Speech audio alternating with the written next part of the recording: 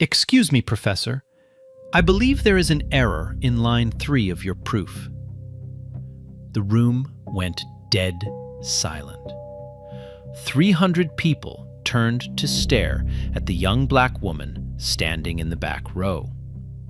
Professor Whitfield did not even look up from the board. Security lets anyone in these days. He turned slowly. Let me guess, community college?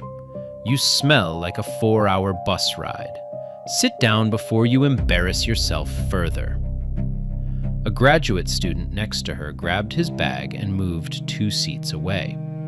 The front row laughed. Someone pulled out a phone and started filming. A woman in the 3rd row whispered loud enough for everyone to hear, "Who let her in here?" Not one person stood up for her. Not one.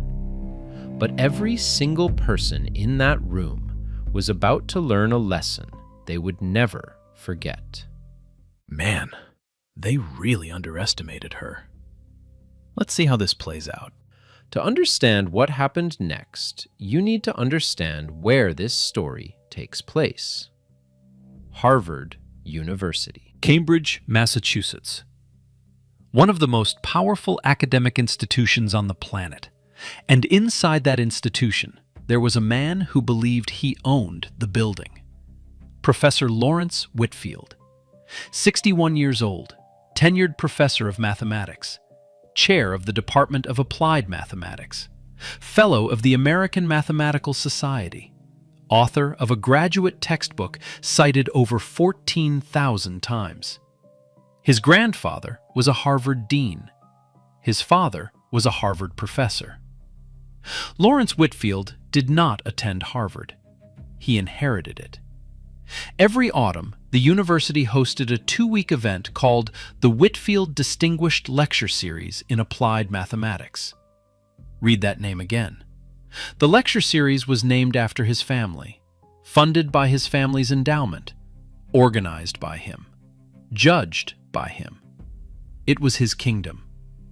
The event brought together the best graduate students, postdoctoral researchers, and visiting scholars from across the country. On the final days, there was a public competition.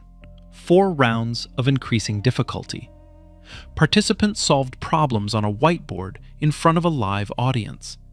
A panel of 3 judges scored each round. After each round, the lowest scorers were eliminated. The winner received 2 things: a public commendation from Harvard, and a personal letter of recommendation from Professor Whitfield. For most people in that room, that letter was a nice bonus. For the woman standing in the back row, it was everything. Her name was Celeste Ingram, 23 years old, born and raised in Anacostia, one of the poorest neighborhoods in Washington, D.C. Her mother, Darlene Ingram, cleaned offices at Georgetown University for 18 years. They never had much. Some weeks they did not have enough. Celeste taught herself advanced mathematics, not at a prep school, not with a private tutor. She used discarded textbooks and free MIT lecture videos on a tablet with a cracked screen. She watched the same lectures over and over until the concepts stopped being confusing and started being obvious. She earned a full scholarship to Howard University, graduated summa cum laude, double major in pure mathematics and philosophy, top student in her department. Then she applied to doctoral programs at every Ivy League university in the country. Every single one rejected her. The letters were polite. They all said the same thing: not the right fit. No explanation, no feedback. Just a closed door with a polite sign on it. So Celeste took a job tutoring math at a community center in D.C. She saved money. She waited. And when she heard about the Whitfield Lecture Series, open enrollment, anyone could audit. She bought a bus ticket to Boston. 4 hours on a Greyhound, a backpack with 2 changes of clothes, a budget motel 6 miles from campus, gas station sandwiches for dinner. She did not come to make friends. She came because that letter could open every door that had been slammed in her face. But from the moment she walked in, the room made one thing clear. She was not welcome. It was not just Whitfield. It was everything. The portraits on the walls, all white men. The leather seats filled with students who greeted each other by first name. The way people looked at her backpack and then looked away. A staff member near the entrance asked if she was there for the catering setup. During the first 2 days, Celeste sat in the back row and took notes. She watched how Whitfield treated different people. When white students asked questions, he leaned forward. He engaged. He smiled. When a black visiting student asked a question, he paused. He rephrased it. More precisely, he said, then answered his own version. He did not smile. A graduate student named Bradley Chambers sat near Celeste on day 2. He turned to his friend and said, loud enough for her to hear, "I did not know they gave auditing passes to community colleges." His friend laughed. Celeste did not react. She kept writing. That night, alone in her motel room, she read the competition rules one more time. 4 rounds, open to all participants, judged on correctness, elegance, and speed. She closed the laptop and stared at the ceiling. She had not come this far to sit in the back row. But Celeste did not know that the hardest part was not getting into the competition. It was what Professor Whitfield had already planned for anyone who dared to challenge him. Day 3. Professor Whitfield stood at the front of the lecture hall, chalk in hand, working through an advanced proof involving graph coloring. His writing was fast and confident. Every line flowed into the next like he had done this 1,000 times. The room was quiet. 300 people watched in admiration. But Celeste was not watching with admiration. She was watching with focus. Her eyes moved from line 1 to line 2. Fine. Line 2 to line 3. She stopped. She tilted her head. She looked at her notebook. She looked back at the board. She checked her notes again. In line 3, Whitfield had distributed a negative sign across a binomial expression, but he had missed the second term. The sign should have been positive, not negative. It was a small error, the kind that most people would overlook. But Celeste was not most people. She could already see the chain reaction. That one wrong sign changed the inequality in line 5, which collapsed the bound in line 8, which meant the entire conclusion was wrong. She raised her hand. Whitfield did not look at her. He scanned the front rows, pointed at Graham Ashford, his star doctoral student sitting in the second row, and took his question instead.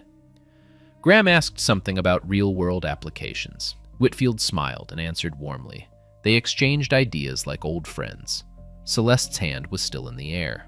Whitfield finally glanced toward the back of the room. His smile disappeared. Yes, the auditor? Not her name. Not Miss. Not you in the back. The auditor. A category, not a person. Celeste began to speak. Professor, in the third line of your proof, he held up one finger and cut her off. I will take questions from enrolled participants first. If there is time at the end, auditors may submit questions in writing. He turned back to the board. Conversation over. The room was quiet. Not the kind of quiet that comes from sympathy, the kind that comes from discomfort. A few students in the front row exchanged glances. Bradley Chambers smirked. Someone in the middle section whispered, "She really thought she could just speak up?" Nina Dawson, a black woman sitting next to Celeste, another auditing visitor, gripped her armrest so hard her knuckles turned white. She looked at Celeste with an expression that said, "Let it go. It is not worth it." But Celeste did not let it go. She looked at the board. She looked at the man who had just reduced her to a label. She looked at 300 people who had already decided she had nothing worth saying. And she raised her hand again. This time, the room noticed. Not because they supported her, because they were curious, the way a crowd is curious when someone walks toward a cliff edge. Graham turned around in his seat. 2 postdocs in the middle stopped whispering. Even Bradley looked back. Whitfield saw the hand. He knew the room was watching. If he ignored her again, it would look petty. If he let her speak, she might embarrass herself, which would prove his point. He sighed. The sigh of a man doing someone a favor they did not deserve. Fine. Go ahead. Celeste stood up. She did not rush. She did not stammer. She looked directly at the board and opened her mouth. And what she said next made every single person in that room stop breathing. Celeste stood in the back row. She did not step forward. She did not move to the aisle. She just stood exactly where she was and spoke in a voice that was calm, clear, and absolutely steady. In line 3, when you distributed the negative across the binomial, the second term should be positive, not negative. She paused. Not for dramatic effect. She paused because she was giving the room time to look at the board. That changes the inequality in line 5, which means the bound you stated in line 8 does not hold. Then she sat down. That was it. 3 sentences, no elaboration, no apology, no, I could be wrong, but. She said what she saw, and she sat down. The room did not react immediately. There was a silence. Not the polite kind, not the respectful kind. It was the silence of 300 brains doing math at the same time. Every head in the room turned toward the board. Eyes moved to line 3. Fingers traced the negative sign. Lips moved silently, recalculating. One by one, the realization spread across the room like a wave. She was right. The sign was wrong. The inequality in line 5 collapsed. The bound in line 8 was invalid. The entire conclusion, the conclusion that a tenured Harvard professor had just presented with absolute confidence, was built on a mistake that a 23-year-old woman from Anacostia had caught in under 2 minutes. It took the room about 8 seconds to figure that out. It took Professor Whitfield about 3. He knew before anyone else did.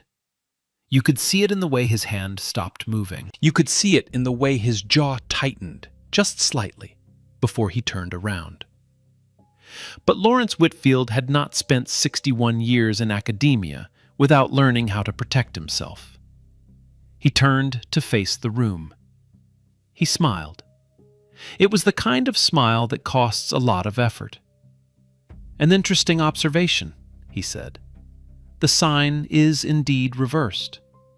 However, this does not materially affect the conclusion of the proof. That was a lie. And every person in that room with a graduate-level education knew it was a lie. The sign error did not just affect the conclusion, it destroyed it. Whitfield was betting that the authority of his name would outweigh the authority of her math. For 61 years, that bet had always worked. But something was different this time. A postdoctoral researcher in the front row, a woman named Dr. Sarah Bennett, opened her notebook and started rechecking the proof from line 1. Then, a student 2 rows behind her did the same thing. Then Graham Ashford, Whitfield's own protege, pulled out a pen and began working through the derivation. The silent rechecking was the judgment. No one said a word. No one needed to.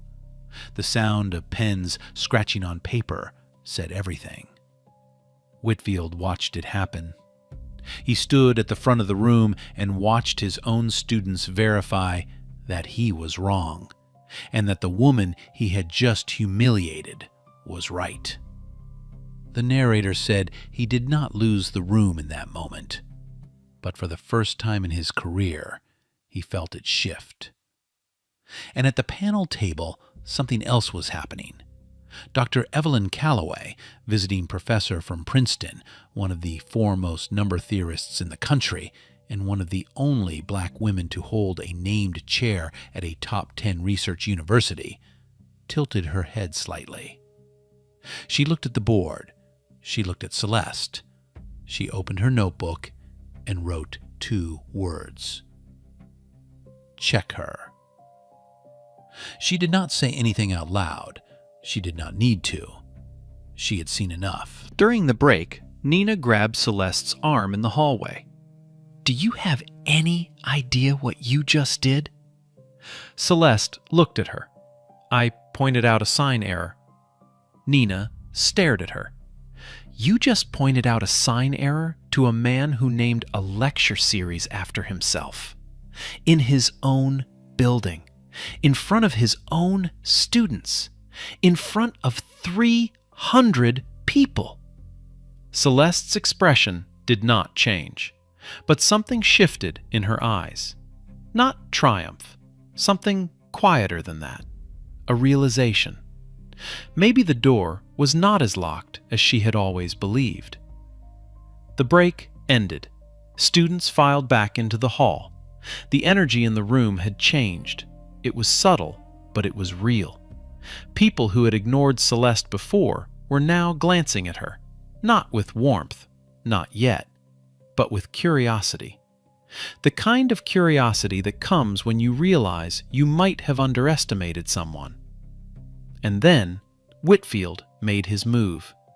He walked to the front of the room and made an announcement. He said that, in the spirit of open scholarship, the upcoming public competition would be expanded. All participants, including auditing guests, were welcome to register. He looked directly at Celeste when he said it. He smiled. It was a warm smile, a generous smile, the kind of smile a man gives when he is setting a trap. "After all," he said, "if our auditing guest has such a sharp eye for errors, I am sure she will find the competition quite stimulating." A few students laughed. Bradley Chambers grinned. But Celeste did not laugh. She did not grin. She looked back at Whitfield with an expression that gave away nothing. She nodded once. She was in. And she had no idea, not yet, that the game had already been rigged before it even started. Day 5. The lecture hall had been transformed. The chairs were rearranged into a competition format. The panel of 3 judges sat at a long table at the front. A large whiteboard stood in the center of the stage. The first 2 rows were reserved for the 12 official participants. The remaining seats were packed with spectators. Every seat was taken. People stood along the back wall. Celeste sat in the first row for the first time. She was the only participant without a formal invitation, the only auditor, the only Howard graduate, the only person carrying a backpack instead of a leather portfolio. 12 competitors. 11 of them had been handpicked by Whitfield. The 12th had been dared to show up. The rules were simple. Each round, a problem appeared on the board. Participants had a set amount of time to solve it, then present their solution. The panel scored on 3 criteria: correctness, elegance, and speed. Lowest scores were eliminated each round. The final round would be one-on-one. Round 1. An optimization problem. a variant of what mathematicians call the assignment problem, a scheduling puzzle involving how to match tasks to resources in the most efficient way. The other participants began setting up the standard approach. It was called the Hungarian method, a well-known algorithm taught in every graduate program. Graham Ashford moved quickly and confidently. He knew the technique cold. Celeste looked at the problem for about 30 seconds. She did not start writing. She just stared. Then she saw something no one else saw. The problem had a hidden symmetry. The structure of the graph was bipartite, meaning it could be split into two groups with connections only between them, not within them. And that symmetry meant the entire problem could be reframed. Instead of using the standard method, Celeste converted it into a minimum cost flow problem on a much smaller network. She walked to the board and started writing. Her solution was half the length of everyone else's. She finished first. Not by a small margin, by a wide margin. Graham finished second. His answer was correct, but his approach was the long way around. He had built a highway. Celeste had found a shortcut no one else even knew existed. The panel scored. Celeste received the highest marks. Graham came in second. Whitfield, sitting in the audience, did not clap. His jaw tightened by exactly 1 millimeter. And the room began to shift. Students who had smirked at Celeste 2 days earlier were now leaning forward. A few pulled out their phones, not to mock her this time, to record her. Someone in the back row typed out a tweet. "An auditor from Howard is leading the Whitfield Challenge at Harvard. You need to see this." Within an hour, it had been retweeted over 200 times. Yo, wait, like, she really just walked into Harvard with a backpack and a cracked tablet education? And she's beating everybody? No one says anything. 'Cause the math? Yeah, it speaks for itself. And they're still looking at her like she's nothing? Nah, that's wild. Between rounds, something happened behind the scenes. Whitfield approached the panel during the break. He suggested that the remaining problems should increase in theoretical depth. That sounds reasonable. It was not. It was code.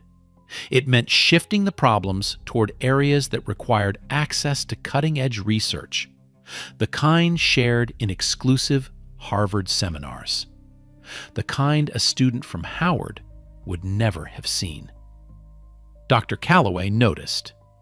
She did not object. Not yet. But she watched, and she began keeping a very careful record. Meanwhile, Celeste was in the hallway eating a granola bar from her backpack. She had no idea what was being discussed. She had no idea the rules were being quietly reshaped against her. She was just reviewing her notes and trying to ignore the fact that her hands were shaking. Not from fear, but from the sheer effort of being the only person in the room no one expected to be there. Nina found her in the hallway, sat down next to her, was quiet for a while. Then she said, "You know they are going to come for you, right?" Celeste looked at her. "I know." "And you are still going to do this?" "I did not ride a bus for 4 hours to quit after round 1. Nina almost smiled. But the next round would not be a standard problem from a textbook, and the scoring would not be what it seemed. Because while Celeste was eating a granola bar in a hallway, Professor Whitfield was in a room making sure the game she was winning would become a game she could not win. Round 2. The problem appeared on the board. It read, "Prove the following statement."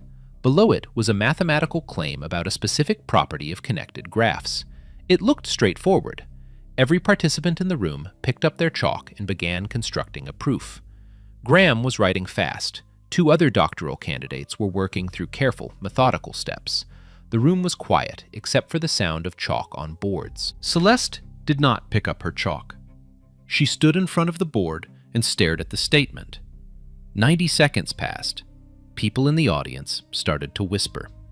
Bradley Chambers leaned over to the person next to him and said, "Looks like she finally hit her ceiling." But Celeste was not stuck. She was thinking. And what she was thinking was something that no one else in the room had considered. The statement was false. Everyone else was trying to prove something that could not be proved. They were building roads to a city that did not exist. Celeste saw it. She saw that if you constructed a small graph, just 6 vertices, carefully connected, the entire claim fell apart. She picked up the chalk. She drew the graph. 6 dots, a specific pattern of lines between them. She stepped back and said 5 words. This is a counterexample. The statement is false. The panel conferred. Dr. Calloway examined the graph closely. She checked each connection. She nodded. The statement was indeed false. 3 participants were eliminated on the spot. They had wasted their entire time trying to prove something that was never true. Celeste moved forward. The scores were announced. Celeste received a 91. She frowned slightly, but said nothing. She had no way of knowing that the score on the panel's original sheet was 98. Someone had changed it between the scoring table and the announcement. 7 points stolen. We will come back to this. Round 3. The clock started. 3 minutes. The problem involved finding the maximum independent set in a specific class of graphs. In simple terms, given a network of connected points, find the largest group of points where none of them are directly connected to each other. 3 minutes does not sound like much. For this kind of problem, it is almost nothing. The other participants dove in immediately, working through the problem step by step. Graham was fast. His pen moved with precision. He was building the answer from the ground up, testing combinations, eliminating options. Celeste did something different. She looked at the graph and drew its complement, a mirror image where every connection became a gap and every gap became a connection. This transformed the independent set problem into a click problem. Finding the largest group of unconnected points in the original graph became finding the largest group of fully connected points in the new graph. And the new graph was much simpler. She identified the click visually. She wrote down the answer. She put the chalk down. 40 seconds remaining on the clock. Graham finished 12 seconds before the buzzer. His answer was correct.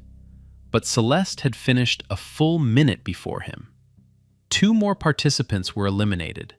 The field was down to 4. Celeste, Graham, and 2 other doctoral candidates who were beginning to look very nervous. The semifinal pairings were announced, supposedly random. Celeste versus Graham, the 2 doctoral candidates against each other. If you believe that pairing was random, you have not been paying attention to this story. That evening, the story started to spread. The tweet from round 1 had gone viral in academic circles. A mathematics blog published a short article with the headline, "Who is Celeste Ingram?" Someone dug up her Howard University transcript and posted it online. A journalist from the Boston Globe sent an email to Harvard's press office asking for comment. The story was no longer just about a competition, it was about a system. And people were watching. Back at her motel, 6 miles from campus, Celeste sat on the edge of the bed under a single lamp. A gas station sandwich sat half-eaten on the nightstand. Her notebook was open in her lap. She was reviewing graph theory problems, writing out solutions in handwriting so small it barely fit on the page. Her hands were shaking. Not from fear, from exhaustion. From the weight of spending 5 straight days in a room that punished her for existing. From smiling through insults. From pretending she did not hear the whispers.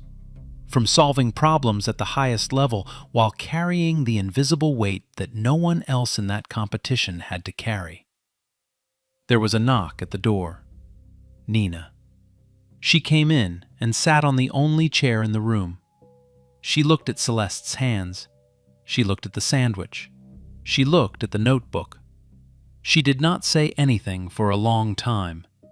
Then, "You do not have to prove anything to them." Celeste did not look up. "I am not proving anything to them." "Then who?" Celeste stopped writing. She stared at the wall for a moment. Then she said, "Every girl in Anacostia who thinks this door is locked." Nina did not respond. There was nothing to say to that. It was the truest sentence either of them had spoken all week. The next morning, Celeste walked back into the lecture hall. The semifinal was in 3 hours. The room was already buzzing. More people had shown up than the day before. Word had spread. A few faces in the crowd were new. One of them belonged to a journalist with a notebook. Graham Ashford was sitting in the front row reviewing notes. He looked relaxed, confident. He had every reason to be.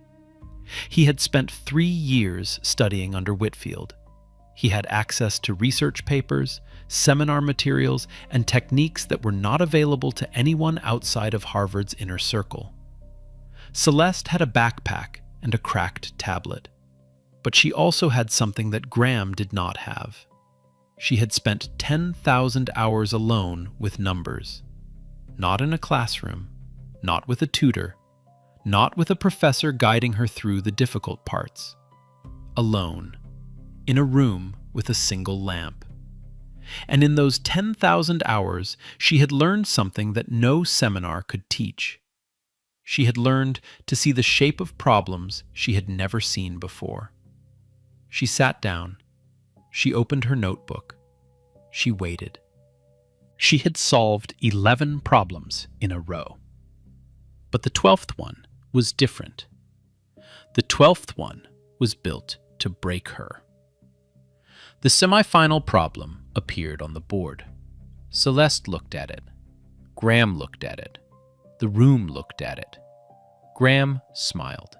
Celeste did not. The problem involved proving a tight bound on a specific connectivity property in random networks. It was advanced, it was elegant, and it was not from any textbook, any published paper, or any publicly available source. It was from Professor Whitfield's own unpublished research. The technique required to solve it had only ever been taught in one place, Whitfield's private advanced seminar. A seminar that ran once a year. A seminar that only his hand-picked doctoral students could attend.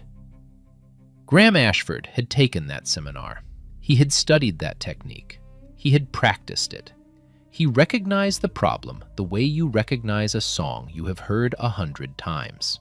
Celeste Ingram had never seen it. She had never been invited to the seminar. She had never had access to the research. She was looking at a problem that had been specifically chosen to guarantee she would lose. The field had been tilted. Not through an obvious rule change, not through anything anyone could point to and call cheating. Through problem selection. The most elegant kind of rigging, the kind that looks fair on paper and is rotten underneath. And there was something else. Something Celeste would not learn until after it was all over. Her score in round 2 had been changed.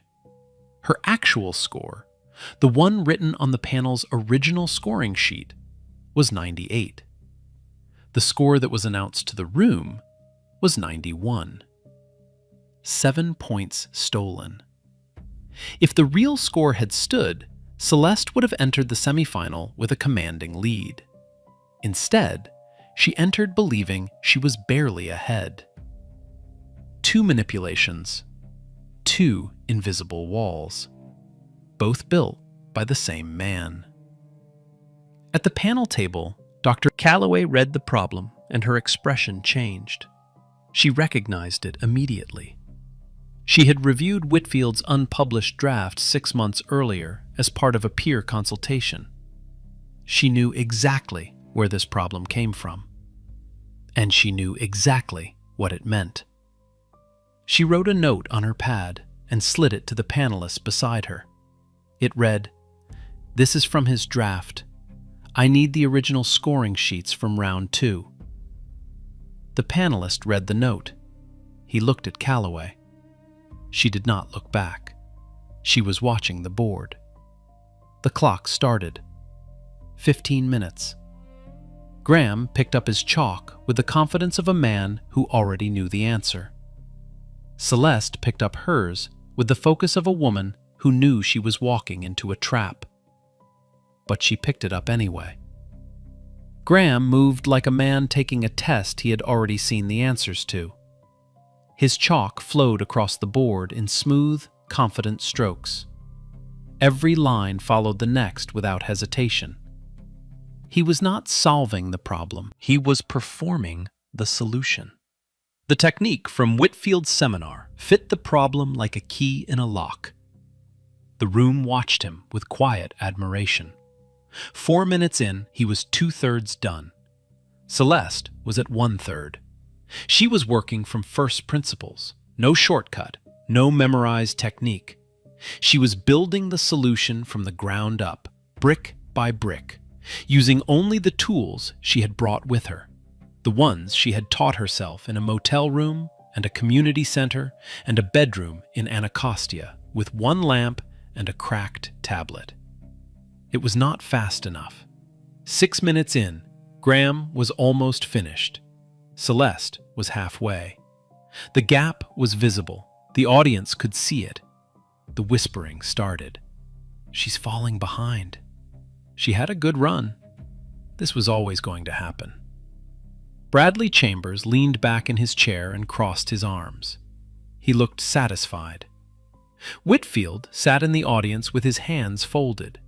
His expression was calm, patient, the expression of a man watching a trap work exactly as designed. 8 minutes in, Celeste made a mistake. She transposed 2 indices in her derivation, a small error, the kind that happens when your brain is running faster than your hand. She caught it almost immediately. But the correction cost her a full minute, a minute she did not have. The clock showed 5 minutes remaining. Graham was nearly done. Celeste was staring at a board full of work that was not finished. And then something happened that had not happened at any point in this story. Celeste stopped writing. Her chalk hand dropped 2 inches. Her shoulders shifted. Her breathing changed. For 3 seconds, exactly 3 seconds, she looked like a woman who was about to put the chalk down and walk away from the board. 300 people saw it. Some felt sympathy. Some felt vindicated. Bradley Chambers almost laughed. Nina Dawson, sitting in the 6th row, was gripping the armrest so hard her knuckles were white. She was not breathing. Then Celeste looked up, not at the board, not at Graham, not at Whitfield. She looked at the audience, and somewhere in the 6th row, her eyes found Nina. Nina did not nod. She did not smile. She did not mouth any words of encouragement.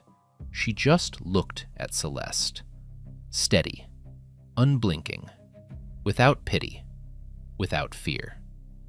Sometimes the most powerful thing someone can do is simply refuse to look away. Celeste turned back to the board. She stared at her work for 2 seconds. Then she did something no one expected. She erased 3 lines. Not a correction, not a fix. She wiped out an entire section of her approach and started over. She abandoned the standard path completely. She was not going to chase Graham's technique. She was not going to play the game Whitfield had designed for her to lose. She was going to build her own. A new construction appeared on the board. An auxiliary graph. A mapping between 2 structures that no one in the room had seen before. She was not following any textbook. She was not applying any known method. She was inventing something in real time, under pressure, with 300 people watching and a clock counting down. Graham put his chalk down. Done. The room applauded. His solution was clean, correct, and built on the technique he had been handed. Whitfield nodded in approval. The clock showed 90 seconds remaining. Celeste was still writing. Her chalk was moving fast, faster than it had moved all day. New lines, new inequalities. The auxiliary graph was taking shape. 60 seconds, 30 seconds. She was running out of board space. She moved to the bottom right corner and wrote the final line, small but clear, the line that completed the proof. The buzzer sounded. But Dr. Evelyn Callaway had been watching the entire board from the panel table, and she had seen something that everyone else missed. Celeste stepped back from the board. The buzzer was still ringing in the air. Whitfield stood up. He walked to the front of the room with the slow, measured stride of a man who had already decided the outcome. He positioned himself directly in front of the whiteboard, directly in front of the bottom right corner where Celeste had written her final line, and faced the audience. "Time," he said. "Mr. Ashford has completed his solution. Unfortunately, Miss Ingram's work appears to be incomplete." He gestured toward the board behind him. From the audience's angle, the main body of Celeste's proof was visible, the auxiliary graph, the mapping, the inequalities. But the final line, the one she had written in the corner in the last seconds, was hidden behind Whitfield's body. The room saw an unfinished board. Graham was awarded the round. The audience clapped, polite, restrained, the kind of applause that says, "Well, that is that." Celeste stood at the side of the stage, silent. Still, her face gave away nothing. Nina, in the 6th row, had tears running down her face. Not because it was sad, because it was unfair. Because everyone in the room had just watched a rigged game produce exactly the result it was rigged to produce. Graham shook hands with 2 of the panelists. Whitfield was already preparing to announce the final round format. The story, it seemed, was over. Every person in that room thought it was over, including me. Then Dr. Evelyn Callaway spoke. "Professor Whitfield." Her voice was not loud. She did not raise it. She did not need to. It was the kind of voice that stops a room, not because of its volume, but because of its authority. 25 years at Princeton, hundreds of published papers, a named chair in number theory. When Evelyn Callaway said your name, you stopped what you were doing. Whitfield stopped. "Before you proceed," Callaway said, "I would like to examine Miss Ingram's board." Whitfield blinked. "The solution is incomplete, Dr. Callaway. We all saw—" "Humor me." 2 words. The room went silent. Not the uncomfortable silence from before, a different kind. The kind where 300 people suddenly realized they might be about to witness something they did not expect. Callaway stood. She pushed her chair back. She walked from the panel table to the whiteboard. Every eye in the room followed her. Whitfield had no choice. A Princeton professor, a fellow of the American Mathematical Society, had made a public request to examine a contestant's work. Refusing would be an admission that he had something to hide. He stepped aside, and when he moved, the bottom right corner of the board became visible. Callaway began at line 1. She traced Celeste's proof with her finger, the auxiliary graph construction, the bijection, the one-to-one mapping between edge sets in the original problem and vertex covers in the new structure, the probabilistic counting argument. Each step building on the last. Clean, logical, original. Her finger reached the end of the main body of work. She kept going. It moved to the bottom right corner. She stopped. She read the final line. She read it again. Then she turned to face the room. 5 seconds of silence. In those 5 seconds, 300 people were confused. Graham was frowning. Whitfield's smile was frozen in place like a mask that no longer fit. Nina had stopped breathing. Celeste had not moved. 5 seconds. It felt like 5 minutes. Then Calloway spoke. "The proof is complete." She pointed to the corner. "The final line is here, written in the last seconds before the clock expired." She paused. She looked at the board one more time. Then she said, "The bound is tight. The bijection is original, and it is, without question, the most elegant proof presented in this competition." For one more second, the room was still. One more second of 300 people processing what they had just heard. One more second of recalculating everything they thought they knew. Then the room broke open. It did not start with applause. It started with a gasp. Someone in the third row. Then a murmur that rippled outward like a stone dropped in water. Then clapping. Not the polite kind from before, the real kind. The kind that starts in one place and spreads until it fills the room. Students stood. The postdoctoral researcher in the front row covered her mouth with both hands. 2 professors on the panel started clapping before the third had even processed what happened. Nina was sobbing, not quietly. The kind of crying that comes from somewhere deep, from a place where every insult, every dismissal, every closed door had been stored and compressed and was now releasing all at once. Graham Ashford stared at the bottom right corner of the board. He stared at it for a long time. Then he turned to Celeste. He did not look angry. He did not look resentful. He looked like a man who had just watched someone do something he could not do. He started clapping. He was the first person standing in his row. Whitfield did not clap. He did not stand.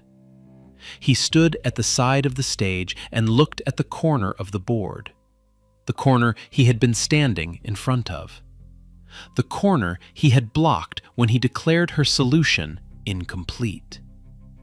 Whether he knew the final line was there is a question only he can answer. But 300 people saw where he had been standing, and 300 people would remember. Celeste did not celebrate. She did not pump her fist. She did not cry. She closed her eyes for 2 seconds. When she opened them, she looked at the board. Not at the audience, not at Whitfield, not at the cameras. She looked at her own work, because the proof was the only thing in that room that had never lied to her. Calloway turned to the panel. "I move that we reevaluate the semifinal scores. Miss Ingram's proof is not only complete, it is superior. The bijection is original. The approach is more general than the standard method. I further move that the competition be awarded outright. There is nothing a final round could add." The panel voted 3-0, unanimous. Celeste Ingram won the Whitfield Challenge. Graham shook her hand. "That bijection was something I have never seen. Where did that come from?" Celeste looked at him. "I did not have your technique, so I had to build my own path." Graham paused, then quietly, "Your path was better." The room was still applauding, but the story was not over, because Dr. Calloway was not finished. She had one more thing to say, and when she said it, the applause would stop, and the silence that followed would be the loudest sound that room had ever heard. The applause was still fading when Calloway stood again. Nobody had left. 300 people, phones still out. Some are still recording. She walked to the center of the stage, carrying 2 documents. "Before we conclude, there is a matter of record." The room went quiet. She held up the first document.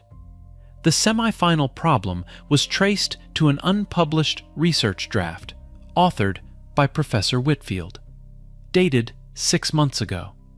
The technique required to solve it was taught exclusively in his private seminar, available only to his doctoral students. She held up the second document. This is the original scoring sheet from round 2. Miss Ingram's actual score was 98. The score announced to this room was 91. She placed both documents on the table. The discrepancy has been documented. 300 heads turned to Whitfield. Then the phones came up. Not a few, 100. Red recording lights blinked across the auditorium like unblinking eyes. Dean Harold Prescott stood from the 5th row. He saw the phones. He saw the journalist from the Boston Globe scribbling in the 3rd row. The Whitfield Lecture Series is suspended immediately, pending review by the Office of Academic Integrity. Professor Whitfield, you are relieved of all administrative duties, including department chair, effective now. He paused. Additionally, I believe an acknowledgement is owed to Miss Ingram. Professor Whitfield? Every camera pointed at one man. Whitfield stood. His face was gray. He opened his mouth, closed it, opened it again. Miss Ingram, I owe you an apology. The competition should have been conducted fairly. It was not. That is my responsibility. The words came out like they were being pulled with pliers. But they were public. They were recorded. They could never be unsaid. Within 6 hours, the video had 2 million views.